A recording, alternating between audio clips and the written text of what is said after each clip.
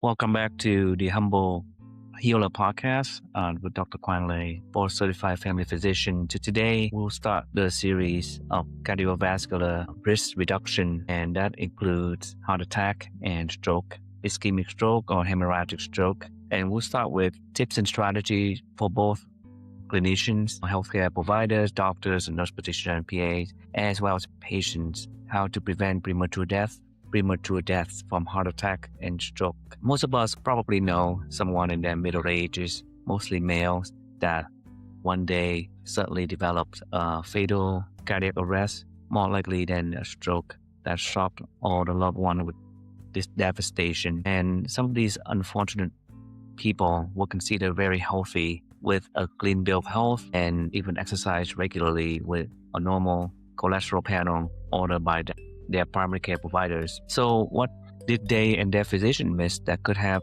led to this premature cardiovascular death? Today, I'll talk about things that we can monitor that I usually missed in a regular checkup, including myself before I learned about these new information. And they're not new, but new to me. And some I may even practice in a remote past, but stop doing that for some reason. And I will be resuming that. And I will start incorporating these tests in the regular checkup for my own patients. For those that are not my patients, perhaps you can work to mitigate these potential risk factors for cardiac arrest and also bring up to your primary care provider to see if they would check these cardiac markers for you so that you can properly mitigate them to minimize the risk of premature cardiac and stroke deaths. So the primary driver for premature cardiovascular death is the plaque formation in your vessels. So in your heart vessels, when plaques are formed, can generate inflammation,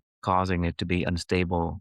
And when they break off the plaques, they will shoot these small plaque fragments into your smaller heart vessels, causing heart attack, sometimes unstable angina. And then if these plaques are located in the neck artery called the carotid or external carotid or internal carotid arteries, it can shoot up to your brain, causing ischemic stroke symptoms. Some can be fatal and some can lead to paralysis on one side of your body. So they can be very devastating health outcome for patients. The primary goal of preventing these premature cardiovascular deaths is to prevent the premature formation of these plaques on our vessels. So what are the risk factors that we miss here?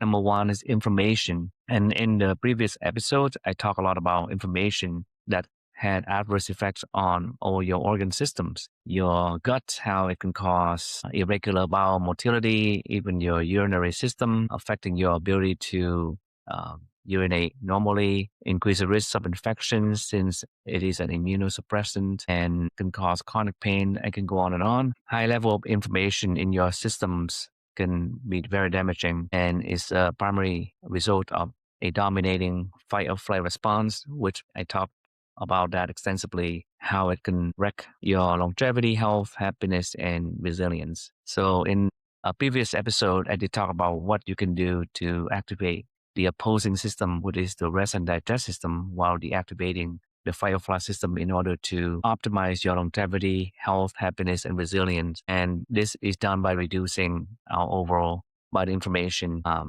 as a mechanism to get there. And by reducing our whole body inflammation, we can reduce heart vessel plaque formation and other risks of premature cardiovascular deaths. So for example, you can have an excellent lipid profile and yet still have an elevated cardiac risk due to having elevated baseline inflammation. There is a specific cardiac markers. It's called highly sensitive CRPs, C-reactive proteins. And if this level is more than 2 milligram per liter, then you do have elevated cardiac inflammation, putting you at higher risk, even with a completely normal and well-controlled lipid panel and blood pressure. One study from the reputable New England Journal of Medicine showed that by reducing their patients' highly sensitive CRP to less than 2 milligram per liter, they reduced the rate of major adverse cardiovascular events by 25%. And they also saw a 31% reduction in death from any cause, since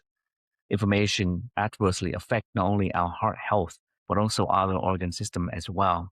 as mentioned above, i.e., a reduced immune response, among many other factors. So the American Heart Association put out a statement that HSCRP, or highly sensitive C-reactive protein, may even be a better predictor of cardiovascular health compared to LDL. So that will be the first change that I made in my practice is to monitor this heart health, is to add and monitor HSCRP annually and address any elevated level. Number two is, let's talk about lipid markers. So we normally monitor total cholesterol, HDL, triglyceride, and LDL, which can also predict our cardiovascular health. I usually use what we call a non-HDL to try to include other bad cholesterol, such as IDL and VLDL, instead of just focusing on LDL. HDL is a good cholesterol that acts as scavenger for bad cholesterol, so it neutralizes the bad effect of bad cholesterols. Raising HDL level can reduce cardiovascular risk for that reason, and one can raise HDL by losing weight and regular exercises. Currently, there's no good medication that could raise HDL by much, so you are your best treatment. And non-HDL is a better cardiovascular health predictor than LDL since it includes the bad cholesterol other than LDL. However, it's been found that there is a cardiovascular marker called apolipoprotein B, or ApoB in short, even better than non-HDL, to monitor the level of bad cholesterol. So it measures not only LDL, but also IDL and then VLDL. And IDL and VLDL are not completely captured on our typical lipid profile, and apolipoprotein B will do just that. Most people have a correlating LDL and apolipoprotein B levels. So if their LDL level is high, so will their apolipoprotein B, and vice versa. However, there are cases where these levels are not the same and they are divergent, meaning that people with a perfectly normal LDL can still have a high level of apolipoprotein B level, put them at higher risk for having heart attack and stroke. And these are the people that we missed when they had a normal routine checkup and cholesterol level and exercise, but we did not catch that they have uncorrected apolipoprotein B or ApoB level. And we could talk about what caused the divergence of ApoB and LDL level in later part of this episode. So what is the target level for ApoB? We want to aim for a level of less than 60 milligram per deciliter, which is less than 5th percentile of the population. If you cannot convince your PCP to check ApoB, then see if you can target the LDL to below 60 to try to get to a similar risk profile as an ApoB of less than 60 milligram per deciliter or DL. Another lipid marker that can cause premature cardiac death that we do not usually check is called lipoprotein A, or LPA for short. The cause for elevated lipoprotein A at baseline is entirely genetic. So checking its level in those with a strong premature cardiac history is important, and LPA is completely missed in standard lipid panel. LPA is dangerous because it accelerates plaque formation, increasing the risk of these plaques to rupture, causing heart attacks and strokes. And LPA drives the calcium buildup within cardiovascular vessels, over time accelerating plaque buildup, and also leads to calcium buildup in the heart valve, called aortic valve, leading to a condition called aortic stenosis, and in severe cases, leading to heart failure. So American Heart Association now recommend that all those population that get the LPA level to take at least one in their lifetime, not annually like the other level, but once in their lifetime, so that we can help stratify the risk for these patients, especially those with family history of premature cardiac and stroke death or serious outcomes. Address the risk. For LPA, there is no treatment to reduce the risk, but once we know that our patients have elevated LPA level, we can be more aggressive with mitigating other risk factors, such as lowering their apolipoprotein B, reducing their HSCRP, which is the inflammatory marker, and also consider adding a baby aspirin in those with no bleeding risk. In some people, also there is one important factor which I would dedicate one whole episode to, that can cause divergence of LDL and apoprotein B, and that is insulin resistance. Insulin resistance has been found to exist in up to 40% of the US population without diabetes. And this happened when our body struggled to reduce elevated blood sugar, leading to baseline elevated insulin level in order to maintain normal blood sugar. So if we do not monitor a fasting insulin level and we just monitor sugar, we will not be able to tell if the patient has insulin resistant problem. Insulin resistance can also manifest in those patients with fatty liver, prediabetes, polycystic ovarian syndrome, and those with uncontrolled blood pressure and high triglyceride levels. Monitoring fasting insulin level and the normal level is less than 25, we can also improve those patients with these conditions, the fatty liver, prediabetes, polycystic ovarian syndrome, uncontrolled blood pressure, and high triglyceride level, all contributing to significant reduction in overall cardiovascular risk factors. So insulin resistance is also a direct predictor of cardiovascular adverse outcome, in addition to causing a divergence between LDL and apoprotein B, making it more important to check the apoprotein B level in these patients. In the Quebec heart study, people with insulin resistance were found to have 5 times more risk for heart attacks compared to those without insulin resistance. So it is a direct risk factor that needs to be addressed.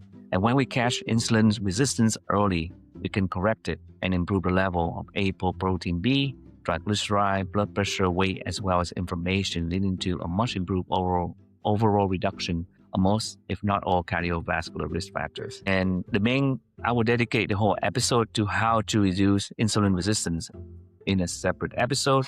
But the main goal is to reduce visceral fat, which is best done by losing weight combined with both cardio and weight-based exercises, and reduce high carb and ultra-processed food. So my practice changing tip number 4 is check fasting insulin level. The abnormal level is 25 and address that.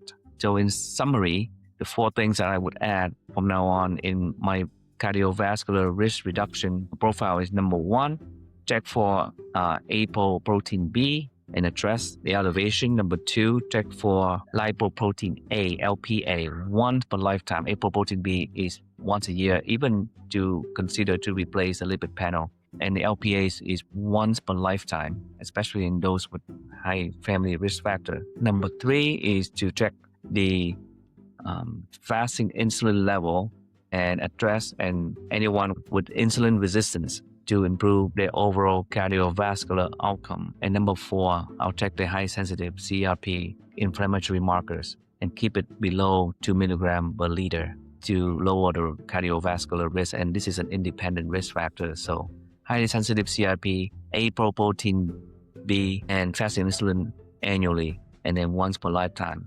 lipoprotein A or LPA. So let's try to mitigate this to reduce the risk of premature cardiac stroke risk for yourself and your family. And please share this episode with your family members, especially anyone middle-aged, that whether they have other risk factors for cardiovascular disease or adverse outcomes or not, because some of these are hidden and may not be known. So it's good to raise that awareness and perhaps have a discussion with your primary care physician or clinician to have them check for this level. Thank you for your time, and have a wonderful Sunday.